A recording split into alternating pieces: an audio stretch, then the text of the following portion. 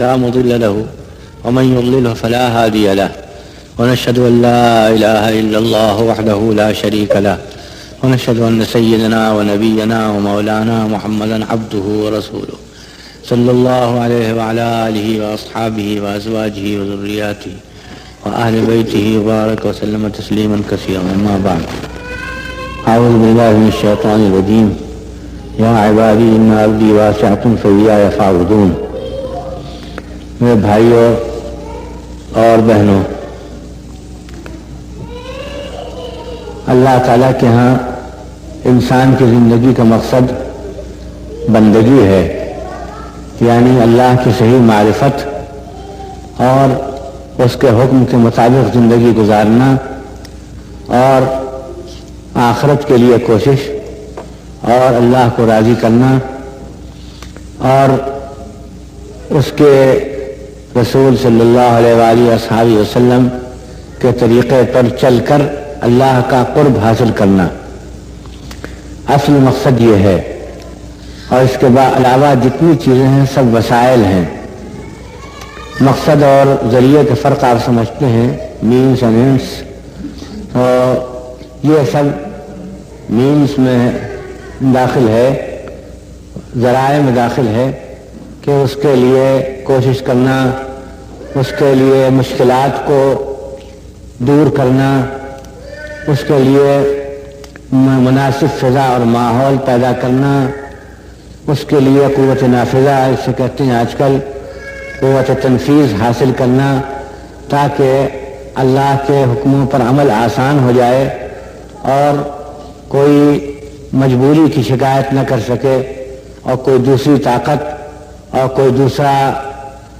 اقتدار اس میں خلل اندازی نہ کر سکے یا اس کے مقابل کوئی دوسری متوازی دعوت نہ دے سکے. جس کو قرآن شریف نے اپنے بلیغ انداز اپنے معجزانہ الفاظ میں بیان کیا ہے کہ حتی لا تکون فتنۃ ویکون الدین کلہ للہ، یہاں تک کہ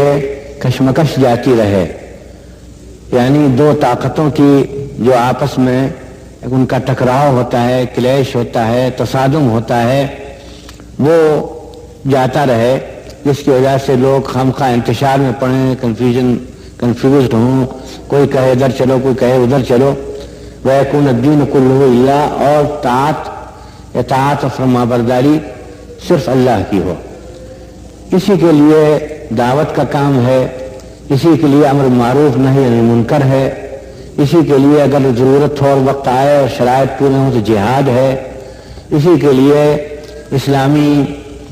اسلام کو ایسی طاقت مہیا کرنا اور اس کو اقتدار پر لانا ہے کہ کمزور لوگوں کو بھی خدا کے بتائے ہوئے راستے اور اللہ کے رسول کے بتائے ہوئے راستے پر چلنا ایسا مشکل نہ ہو جائے کہ کہیں کہ لا یکلف اللہ نفسا الا وسعہا، اور یہ تو ہماری طاقت سے باہر. لیکن سب کا مقصد ہے اللہ کی بندگی. وما خلقت الجن والانس الا لیعبدون. اس کے بارے میں ذہن کو پورے طور پر صاف کر لینا چاہیے. میں نے یہاں مغرب میں، یورپ میں اور امریکہ میں اور اپنے پڑھے لکھے حلقے میں اچھا خاصا اس میں الجھاؤ پایا ذہن کے اندر کہ وہ ذرائع اور مقاصد کے درمیان فرق نہیں کرنے پاتے. مقصد تو صرف یہ ہے کہ اللہ کی بندگی ہو اور اللہ کو راضی کیا جائے، اور اللہ نے جس مقصد کے لیے ہمیں پیدا کیا ہے اور ہمیں زندگی دی ہے، یہ طاقتیں دی ہیں، صلاحیتیں دی ہیں، وسائل دیے ہیں، ان کو ہم استعمال کریں تاکہ اللہ ہم سے راضی ہو، زندگی کا مقصد پورا ہو، اور تاکہ آخرت میں اللہ ہم سے خوش ہو اور ہمیں اپنا قرب عطا فرمائے اور ہم اس کے سامنے سرخرو ہوں اور جنت میں ہمیں اونچے سے اونچا مقام حاصل ہو. یہ اصل مقصد ہے. یہ مقصد اگر کہیں پورا ہو رہا ہے تو بہت مبارک، اور اگر یہ مقصد خاص اپنے وطن میں پورا نہیں ہو رہا ہے جہاں آدمی پیدا ہوا ہے اور اس کے ذرے ذرے سے اس کو محبت ہے، اور جہاں کا کانٹا بھی انسان کو پھول سے زیادہ پیارا ہوتا ہے. خار وطن سنبل و ریحاں خوشتر کسی نے کہا ہے کہ وطن کا کانٹا، وطن کا خار بھی سنبل و ریحاں وہ بڑے بڑے اعلیٰ درجے کے معطر پھولوں سے بھی زیادہ محبوب اور خوشنما ہوتا ہے، اور جس کی خاک بھی کیمیا ہوتی ہے، مٹی بھی اس کی ایک سیر سمجھی جاتی ہے، آدمی اس کو اپنی آنکھوں کا سرما بناتا ہے۔ ایسا وطن جہاں الفت کے اور انس کے تمام ذرائع موجود ہیں، والدین موجود ہیں، بھائی بہن موجود ہیں، خاندان کنبہ موجود ہے، اولاد موجود ہے، اور جس کو اللہ تعالیٰ نے فرمایا ہے کہ قل ان كان آباؤكم وأبناؤكم وإخوانكم وأزواجكم وعشيرتكم وأموال اقترفتموها وتجارة تخشون كسادها ومساكن ترضونها أحب إليكم من الله ورسوله وجهاد في سبيله فتربصوا حتى يأتي الله بأمره۔ اس میں اللہ تعالیٰ نے سارے معلوفات جمع کر دیے ہیں۔ وطن کی وجہ سے مانوس اور محبوب نہیں ہوتا، شہر سب برابر، مٹی سب برابر۔ میں دیکھتا آیا ہوں، مجھے نہ آسمان میں کوئی فرق نظر آیا، نہ زمین میں کوئی فرق نظر آیا، کہیں نہیں دیکھا میں نے کہ وہاں کی مٹی سونا ہو اور دوسری جگہ کی مٹی خاک ہو، کہیں نہیں دیکھا میں نے کہ وہاں آسمان بہت قریب ہو، سر سے لگ رہا ہو شامیانے کی طرح، اور کہیں دودھ اور شہد کی نہریں بہ رہی ہوں، کہیں پانی کی نہریں بہ رہی ہوں، مجھے سب زمین ایک طرح کی لگی اور سارا آسمان ایک رنگ کا نظر آیا۔ وطن اور مسافرت میں جو فرق ہے وہ ان معلوفات کی وجہ سے ہے۔ وطن مجموعہ ہے معلوفات کا، یعنی جن سے آدمی کے دل کو لگاؤ ہوتا ہے، افیکشن، اور اس کے دل کو ایک تعلق وابستگی ہوتی ہے، وہ چیزیں وہاں زیادہ جمع ہیں، اور سب جمع ہیں۔ اس آیت میں اللہ تعالیٰ نے طبعی اور شرعی اور فطرت سلیم جن چیزوں کو سے لگاؤ رکھتی ہے ان سب کو جمع کر دیا ہے اس آیت میں۔ قل ان کان آباؤکم، ماں باپ، و ابناؤکم، اولاد، و ازواجکم، تمہاری بیویاں، و عشیرتکم، تمہارا کنبہ اور خاندان، و اموال اقترفتموها، اور مال جو تم نے کمائے ہیں، و مساکن ترضونها، اور رہنے کی جگہ جو تمہیں پسند ہیں، چاہے جھوپڑا ہی ہو۔ اب میں یہاں امریکہ میں آیا ہوں اور میں نے مینہٹن بھی دیکھا اور شکاگو بھی دیکھا، مجھے اپنا جھوپڑا یاد آ رہا ہے۔ سچی بات یہ ہے، آپ بھی دعا کیجیے، میں بھی دعا کرتا ہوں، مسجد میں بیٹھے ہیں، جمعے کا آخری وقت ہے، اللہ تعالیٰ خیر عافیت کے ساتھ وہاں پہنچا دے۔ اب کوئی کہے کہ میاں تمہیں اپنا جھوپڑا کیوں یاد آ رہا ہے، اتنے شاندار شہر، اور تمہارے جھوپڑے کو ہم نے بھی دیکھا ہے، وہاں کیا رکھا ہے؟ خاک اڑتی ہے، غریبوں کی جگہ، میرے کچیلے لوگ وہاں ہر وقت آتے ہیں، نہ موٹر نہ کار نہ کچھ، اور تم کو وہ رائے بریلی کا وہ ٹوٹا پھوٹا مکان یاد آ رہا ہے، تمہیں ندوہ یاد آ رہا ہے، اور اس کے بعد اس سے بڑھ کر حرمین شریفین یاد آتے ہیں، حالانکہ وہاں وہ ترقیاں نہیں ہیں، اللہ ان کو ان ترقیوں سے محفوظ بھی رکھے۔ تو مغربی تمدن سے تو وہ اصل میں یہ چیزیں کچھ سے تعلق نہیں رکھتی بڑی بڑی عمارتوں سے، اور یہ تو دل کا لگاؤ ہے۔ اللہ تعالیٰ نے شاید میں سب جمع کر دیا ہے، وہ جتنی چیزیں یعنی فطری طور پر آدمی کو محبوب ہوتی ہیں وہ ساری وطن میں موجود ہوتی ہیں، ابھی سب چیزیں وطن۔ لیکن مجھے کہنا یہ ہے کہ اگر وطن میں خدا کی بندگی نہ ہو سکے اور خدا کے احکام پر نہ چل سکے تو اس وطن کو دور سے سلام کرنا چاہیے، بھائی خدا حافظ، پھر قیامت میں ملیں گے، ہم تم نہیں رہ سکتے۔ حد یہ ہے کہ مکے کی سرزمین اول تو قدرتی طور پر اس کے اندر ایسی محبوبیت اللہ تعالیٰ نے ایسی دلاویزی رکھی ہے کہ اللہ تعالیٰ خود فرماتا ہے کہ ابراہیم علیہ السلام کی دعا وجل افئدۃ من الناس تہوی الیہم، اے اللہ لوگوں کے دلوں کو ایسا کر دے کہ جیسے مقناطیس کی طرف لوہا کھینچتا ہے ویسے کھینچے۔ تو ایک تو اس میں محبوبیت، پھر اس میں حرم شریف، اور اس میں بیت اللہ، اور اس میں زمزم، اور اس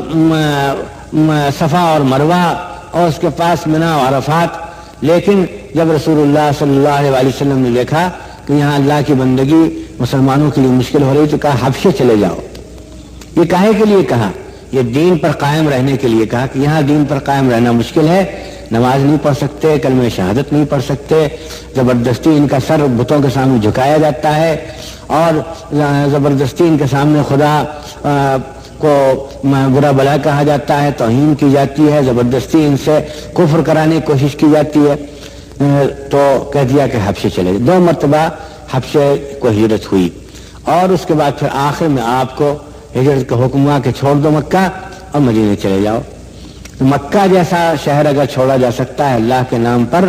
اور اللہ کے دین پر عمل نہ کرنے کی وجہ سے، تو پھر کسی اور شہر کا کیا کس شمار قطار میں ہے دنیا کے شہر، چاہے وہ دنیا میں وہ نیو یارک ہو، لندن ہو، چاہے کوئی بھی ہو، ٹورنٹو، مونٹریال ہو، کوئی جگہ بھی ہو، دلی ہو، لکھنؤ ہو، کوفہ ہو، بصرہ ہو، بغداد ہو، قرطبہ ہو، اور قاہرہ ہو، دمشق، کچھ ہو، تو اصل مقصد یہ ہے کہ جہاں اللہ کے دین پر عمل کیا جا سکے وہ جگہ محبوب ہے اور وہ جگہ رہنے کی ہے، اور جہاں نہ ہو پھر چاہے وہاں چاہے آسمان سے برکتیں برستی ہوں اور وہاں ہن برستا ہو، جیسے اس ملک میں برس رہا ہے، خدا جانے کب تک برستا رہے گا، لیکن ابھی تو برس ہی رہا ہے، چاہے ہن برستا ہو اور چاہے سونا، وہاں کی زمین سونا اگلتی ہو، اور چاہے وہاں کی مٹی ہاتھ لگاتے ہی وہ کیمیا بن جاتی ہو، تو لیکن دیکھنا یہ ہے کہ ہم اللہ کے احکام پر عمل کر سکتے ہیں اور اسلامی زندگی گزار سکتے ہیں، اور جو ہماری زندگی کا مقصد ہے وہاں پورا ہوتا ہے یا نہیں۔ اب مجھے کہنا یہ ہے کہ میں یہاں آیا، میں نے اپنے مسلمان بھائیوں کو دیکھا،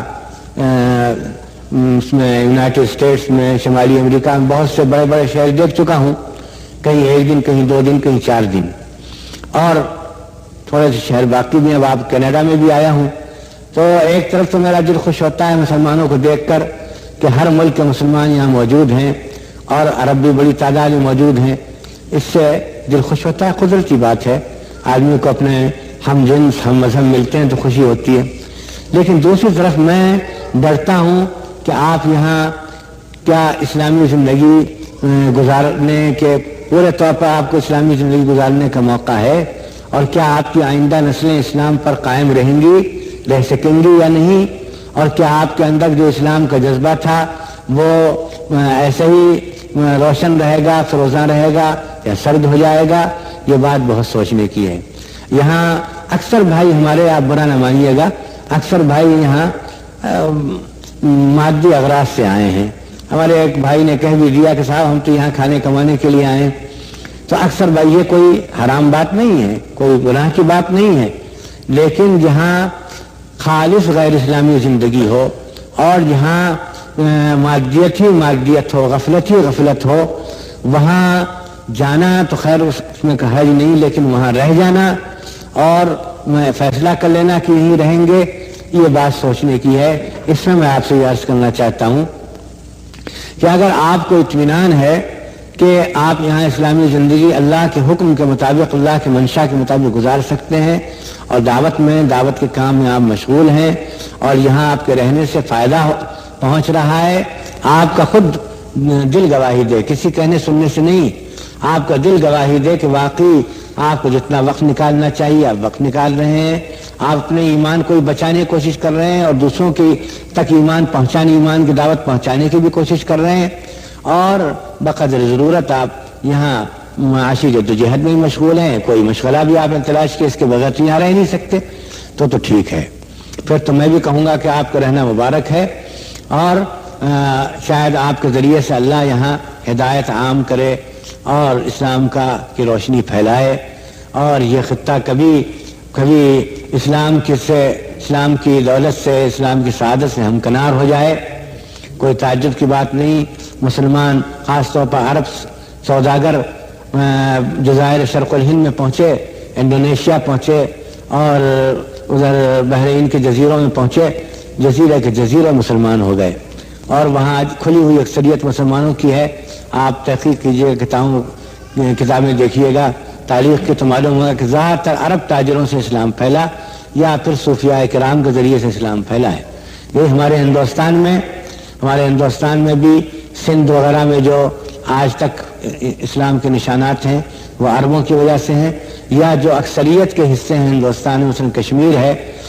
جہاں کھلی ہوئی اکثریت ہے مسلمانوں کی 80%، 90% قریب، وہ صرف صوفیاء کرام یہ شرمندہ احسان۔ بنگال میں اکثریت ہے مسلمانوں کی، اور مشرقی بنگال میں خاص طور پر تو صوفیاء کرام، وہاں نہ کوئی اسلامی فوج گئی اور نہ وہاں اسلامی حکومت کوئی مستحکم قائم ہوئی۔ تو اگر آپ نے آپ کے رہنے سے ایک بات، آپ کا ایمان محفوظ رہے گا، اس کا اطمینان، آپ کی آئندہ نسل کا بھی ایمان محفوظ رہے گا، اس کا انتظام آپ نے کر لیا ہے اور اطمینان اس کا کر لیا ہے،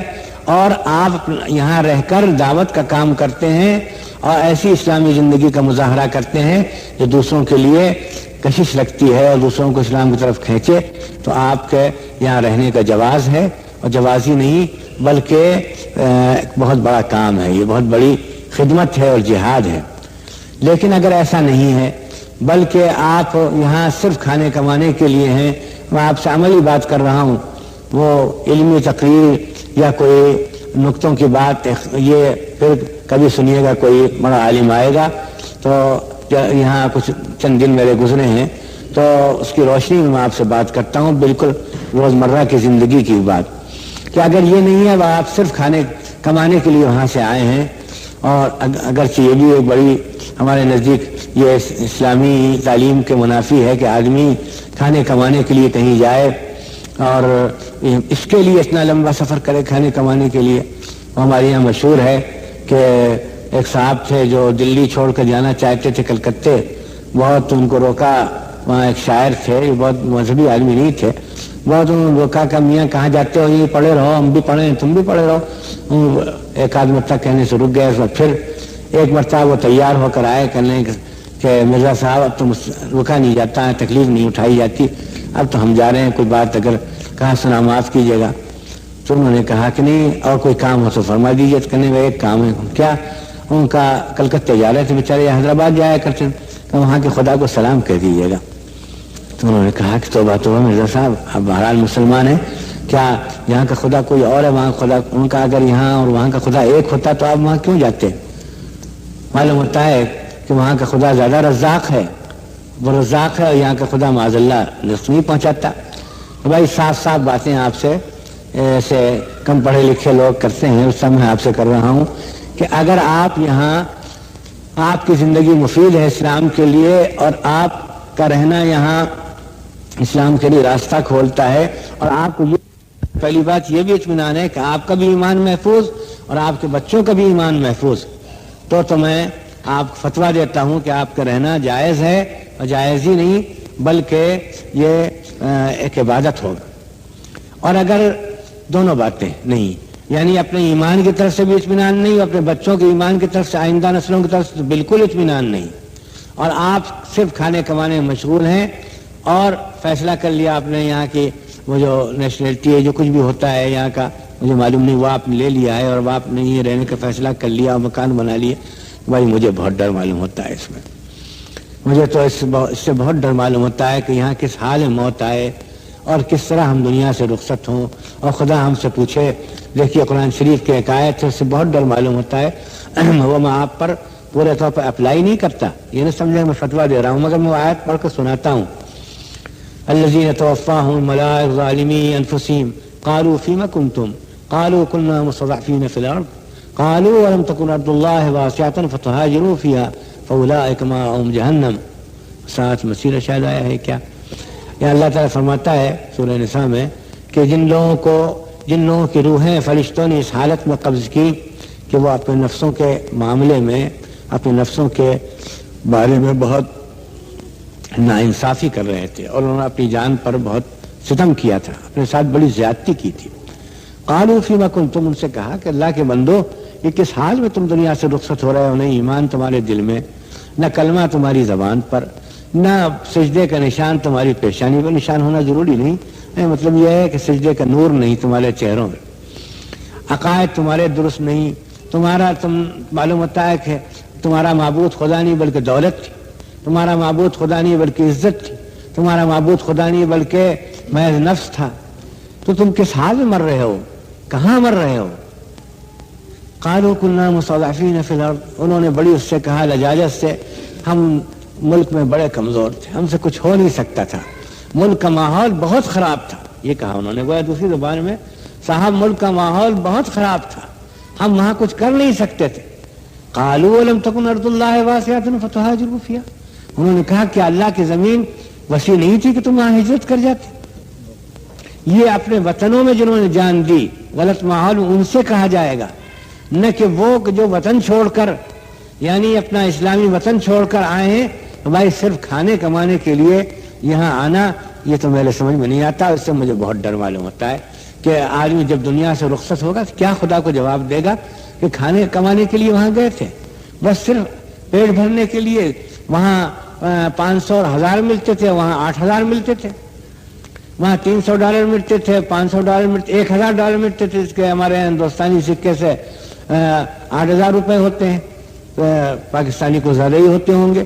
تو وہ اس کے لیے گئے تھے کہ وہاں 1000 ملتا تھا، یہاں 8000 ملتے ہیں، 10000 ملتے ہیں. یہ تو کوئی اسلامی جواب نہیں، اور یہ کسی مسلمان کی شان نہیں. ہاں اگر آپ یہاں رہتے ہیں اور آپ نے اس کا انتظام کر لیا ہے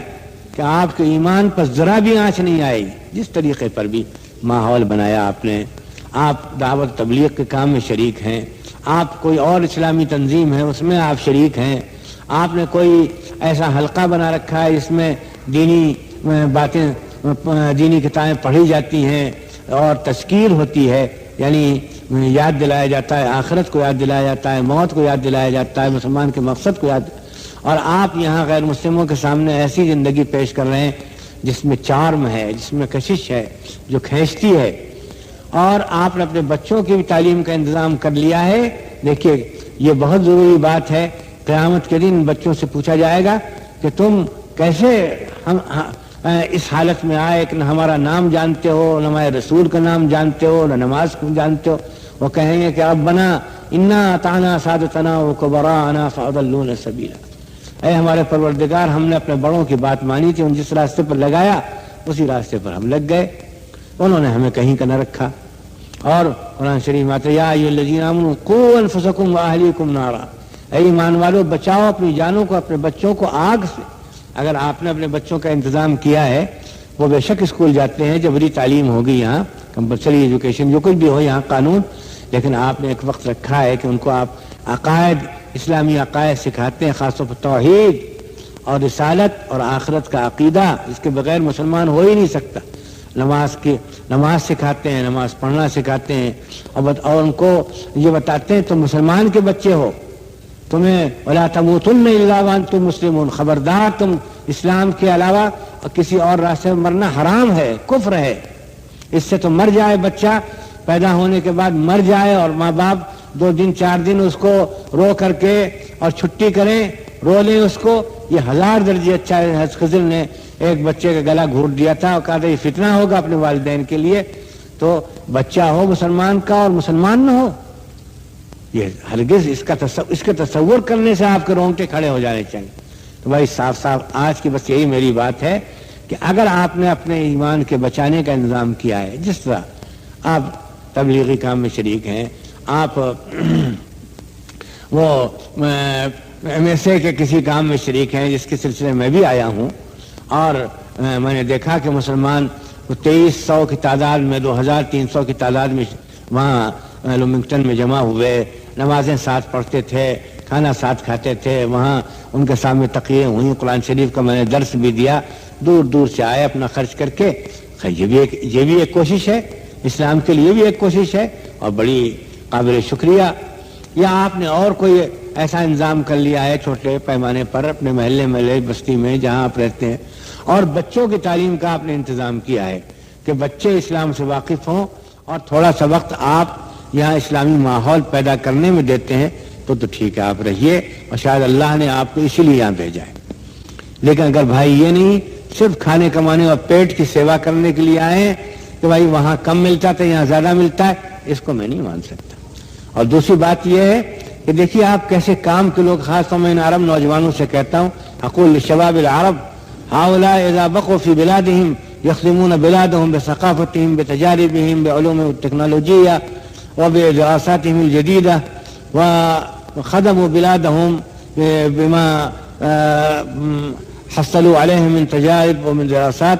كان ذلك خير لهذه البلاد. ولكن هنالك موجات عاتية وصب الماء من البلاد العربية العزيزة إلى هذه البلاد. كل يوم هناك أفواج، فوج يأتي إلى هذه البلاد. لماذا؟ ليقترف من هذا البحر المادي وللتكاثر، وليكون نصيبه من المال ومن الرواتب أكثر. فأصبحت هذه البلاد مجردة من خيرة الشباب ومن خيرة الطاقات ومن السواعد القوية ومن العقول النيرة ومن من الثقافات العالية، كما تتجرد الشجرة أيام الخريف من الأوراق والثمار. هكذا هذه البلاد في كل يوم تتجرد، تحرم خيرة شباب أفلاذ كبدها. هذه قضية تحتاج إلى تفكير، هذه قضية تحتاج إلى دراسة. لا نأخذ القضية على علاتها، على ما هي عليها تقليديا، لا، يجب أن ندرس، نفكر في هذه القضية. تو یہ جو اس وقت لہریں چلی آ رہی ہیں وہاں سے ایک برابر جیسے ایک جوار بھاٹا ہوتا ہے ہمارے ہندوستان پاکستان سے، ایشیائی ممالک سے، ادھر عرب ملکوں سے برابر ذہین نوجوان اچھے جو صلاحیت والے افراد ہیں وہ سب ان ملکوں کا رخ کر رہے ہیں تاکہ خوب اپنا دامن بھر لیں، جھولی بھر لیں. اب ان ملکوں کیا ہوگا اگر سب اچھے ذہین لوگ سب چلے جائیں؟ سعودی عرب جاتے ہیں، خلیج کے امارات میں جاتے ہیں. مجھے بہت واسطہ پڑتا ہے اس لیے کہ وہاں کئی کمیٹیوں کا ممبر ہوں، لوگوں میں مشہور ہو گیا ہے، غلط یہ صحیح کہ میرے تعلقات ہیں. میرے پاس خط آتے ہیں، سفارش کر دیجئے، کوئی تصدیق نامہ دے دیجئے اور کوئی کوشش کر دیجئے. انجینئر ہے تو سعودی عرب جانا چاہتا ہے، ڈاکٹر ہے سعودی عرب جانا چاہتا ہے، کوئی اور وہ ایکسپرٹ ہے تو سعودی عرب جانا چاہتا ہے، اور اگر ہمت زیادہ ہے تو امریکہ جانا چاہتا ہے. تو بھائی ان ملکوں کیا حشر ہوگا؟ ایک بات یہ بھی سوچنے کی ہے. آپ کے ملک آپ کی خدمت کے زیادہ مستحق ہیں. تو یہاں میں ان لوگوں کا رہنا صحیح سمجھتا ہوں جو اپنے ایمان کی حفاظت کا انتظام کر چکے ہیں، اپنے بچوں کی تعلیم کا انتظام کر چکے ہیں، جن کا یہاں رہنا یہاں کی غیر مسلم آبادی کے لیے مفید ہے، خواہ دعوت کے راستے سے، خواہ عملی زندگی کا نمونہ دکھانے کے ذریعے. اور باقی جو صرف کھانے کمانے کے لیے آئے ہیں، جھولی بھرنے کے لیے آئے ہیں اور محض اپنے ہم چشموں میں عزت حاصل کرنے کے لیے آئے ہیں، بھائی کیا تنخواہ ہے؟ ان کا کہ ہمیں تو $1000 ملتے ہیں. ان کا کہ ہم $2000 ملتے ہیں. واہ واہ واہ، لوگوں کے منہ میں پانی بھر آتا ہے کہ سبحان اللہ، ہم بھی ذرا بی اے کر لیں اور ویسے ہم بھی ڈپلوما حاصل کر لیں انجینئرنگ کا کچھ، تو ہم بھی چلیں گے وہیں. تو ان ملکوں میں کیا ہوگا؟ کون وہاں تبلیغ کرے گا؟ کون وہاں غیر اسلامی اثرات کا مقابلہ کرے گا؟ ہم مولوی لوگ رہ جائیں گے، بوڑھے خالی. یہ بات سوچنے کی ہے. تو پہلی بات تو یہ ہے کہ اگر آپ یہاں ہیں اور آپ فیصلہ کر کے آئیں تو پھر ایک ہی بات ہے کہ اس کو آپ جائز بنائیے، اپنے ایمان کی حفاظت اور اپنے بچوں کی تعلیم کا انتظام دونوں کی طرف سے اطمینان کر لیجئے، اور اپنی زندگی کو مفید بنائیے، متعدی بنائیے اپنے اثرات کو، کہ یہاں کی غیر مسلم آبادی وہ اسلام کی طرف وہ مائل ہو اور اسلام قبول کرے. تب تو آپ کا رہنا سر آنکھوں پر اور بہت مبارک. اور اگر یہ نہیں ہے تو بھائی مسئلہ بہت مشکل ہے. وہ ابھی ہمارے ایک عزیز مدثر حسین ہیں بوسٹن میں، انہوں نے کہا کہ مجھے ٹیلی فون آیا کہ بھائی فلاں حاجی صاحب کا انتقال ہو گیا اور پچھلے سال انہوں نے حج کیا تھا، یہ بھی شاید ساتھ تھے، آئیے ذرا ان کی آخری جو انہیں رسوم جسے کہتے ہیں ریچولس وغیرہ وہ ادا کر دیجئے. ان کی بیگم صاحب بھی بیچاری ایسی اور لڑکے بھی ناواقف کرنے ہم گئے، دیکھا تابوت میں ان کی لاش رکھی ہوئی پورے سوٹ میں اور ٹائی لگی ہوئی ہے اور پورا میک اپ ان کا کیا ہے، اور عیسائی عورتیں اور محلے والے آتے ہیں، بوسہ دیتے ہیں، کس کرتے ہیں اور پھول ان پر ڈال رکھے ہیں، ہار وغیرہ، اور بیٹھے ہیں اور ہاتھ میں سونے کی انگوٹھی. اللہ اس بچے کو عمر دے. آخر عربی مدرسوں میں پڑھنے کا فائدہ ہوتا ہے اس نے کہا میں تو یہاں ان کے لڑکے کو بلایا, کہا کہ میں جاتا ہوں. کیوں؟ کہ میں جو کچھ کہوں گا آپ کریں گے نہیں. ان کا نہیں, ہم نے آپ کو بلایا ہے, کیوں نہیں کریں. کہ پہلے تو یہ ان کا سوٹ ووٹ اتروائیے اور ان سب لوگوں کو, عیسائی لوگوں کو باہر کیجیے, ہم ان کو کفن دیں گے, غسل دیں گے, پہلے شرعی طریقے پر کفن دیں گے اور ہم ان کی انگوٹھی اتاریں گے. تو کہنے انگوٹھی نہ اتاریے گا, ہماری والدہ کا ہارٹ فیل ہو جائے گا, اور سب کچھ کر لیجیے, انگوٹھی نہ ان کرنی, ہم انگوٹھی ضرور اتاریں گے. اور مگر ان کو بتائیے گا نہیں, اگر ان کا ہارٹ فیل ہونے والا ہو تو آپ ان کو بتائیے گا نہیں, جیب میں رکھ لیجیے, بعد میں بتا دیجیے. خیر راضی ہوئے. وہ تو اتفاق سے وہ بچہ پہنچ گیا, اس نے کیا جامعہ اسلامیہ مدینہ منورہ کا پڑھا ہوا, عربی مدرسے کا ہمارے یہاں کا پڑھا ہوا, تو ہو گیا. مگر کتنے خدا جانے کتنے دفن ہو جاتے. ایک دوسرے صاحب کو میں نے سنا, بڑی عبرت ہوئی, ڈر معلوم ہوا, چاہے جلدی سے میں بھی اب یہاں سے چھٹی کر کے جاؤں بھائی, کچھ ٹھیک نہیں ہے. کہ ان کا انتقال ہوا, مصری عالم تھے, انہوں نے کئی کتابیں لکھی ہیں اسلام کی صداقت پر, اور ازہر کے پڑھے ہوئے تھے. ان کا انتقال ہوا تو ان کی بیگم امریکن تھی, بنی کون, تو وہاں مسلمانوں کا قبرستان ذرا دور تھا ان کا, وہاں لے جانا مشکل ہے, اور ہمیں چاہتے ہیں قریب رہیں, عیسائیوں کے قبرستان میں دفن کر دیا. یہ تو چیزیں ہیں کہ اگر کوئی شخص ان کو سوچے, خواب میں دیکھ لے تو چیخ مارے خواب میں, یا اللہ, یا اللہ ہے, یا اللہ تو حفاظت فرما, اے اللہ تو تیری پناہ. یہ وہ چیزیں تھیں, اور چیزیں ایسی آسان ہو گئی ہیں کہ ایسے واقعات پیش آ رہے ہیں. بھائیو اپنا انتظام کرو. اگر ایمان کی حفاظت ہو, اگر اب بچوں کی تعلیم میں نظام ہو, شوق سے رہو, اور لوگوں کو ہی بلا لو, بشرطے کہ وہ یہ شرط پوری کر سکیں. اور نہیں تو بھائی پھر یہاں رہنا ہمارے سمجھ میں نہیں آتا. کھانے کمانے کے لیے, محض پیٹ بھرنے کے لیے, ایک تو یہ کہ تم خطرے میں, دوسرے تمہارے ملک جو ان کو تمہاری ضرورت ہے. اگر تم وہاں رہو گے, ہندوستان کے نوجوان یہاں آ رہے ہیں, وہاں رہتے 10 20 50 ان سے ان کے ماتحت ہوتے, ان کے ساتھ کام کرنے والے ہوتے, سب کو ایک تقویت ہوتی, ان کے والدین کو تقویت ہوتی. پاکستان کے حیدرآباد ماشاءاللہ بھرا ہوا ہے, اور عرب ملکوں کے جہاں جائیے, یعنی کئی جگہ تو مجھے عربی میں خطاب کرنے کی ضرورت پیش آئی, اردو میں خطاب کرنے کی نوبت ہی نہیں آئی, اتنے عرب تھے. یہ عرب شام میں ہوتے, یہ عرب سعودی عرب میں ہوتے, یہ مصر میں ہوتے, لیبیا میں ہوتے, مراکش میں ہوتے, تو اپنے ملک کی خدمت کرتے, اپنے ملک کو منظم کرتے, طاقتور بناتے, اپنی تمام صلاحیتیں وہاں پر صرف کرتے. کیا محض تنخواہ کی زیادتی کے لیے, محض اچھا کھانے پہننے کے لیے, محض اچھے مکان میں رہنے کے لیے یہاں آئے؟ یہ بات بہت سوچنے کی ہے. معاف کیجیے گا, مالک آپ کیا امید رکھتے ہوں گے کہ میں آپ کے سامنے اچھی اچھی باتیں کہوں گا جس سے اور آپ کو دل اور خوش ہوگا, اور میں نے یہ ایسی بات کہی جس سے کوئی آپ کے دل پر شاید چوٹ لگی ہو, لیکن میں چاہتا ہوں کہ دل پر تھوڑی سی چوٹ لگے. دل پر تھوڑی چوٹ لگے بغیر کام چلتا نہیں. تو آپ اس مسئلے پر سنجیدگی سے غور کیجیے. اور دوسری بات یہ ہے کہ میں نے اس ملک میں سوال جواب کا بڑا رواج دیکھا,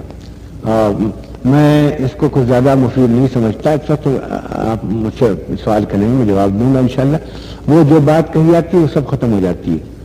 وہ آدمی کتنی ہی ایمان افروز بات کہے اور ایمان تازہ کرنے والی بات, اس کے بعد جو سوال جواب کا سلسلہ شروع ہوتا ہے تو سب تقریر تو بھول بھال جاتے ہیں, اور بہت سے لوگوں کے دل میں اور نئی الجھن پیدا ہو جاتی ہے.